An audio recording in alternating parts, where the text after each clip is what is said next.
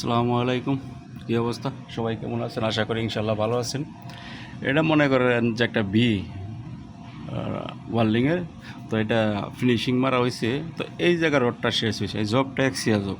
তো এই রোডটার আপনি পজিশন আবার পরবর্তী কখন থেকে শুরু করবেন, এখান থেকে যদি শুরু করেন তো এখানে একটা স্পট পড়ে যাবো, ওটা এক্সিয়া রিপোর্ট খারাপ আসবো। তো এখন কী করা উচিত, কী কখন থেকে রুট পাসটা মারতে হইব?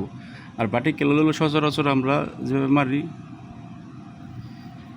এইভাবে হালকা একটু রাউন্ড করে এইভাবে মারি, চানবাড়ির মতন। এটা হলো একটা অন্য বাড়ি দেওয়া হয়েছে, তো বাড়িটা হয়েছে এরকম হয়ে গেছে,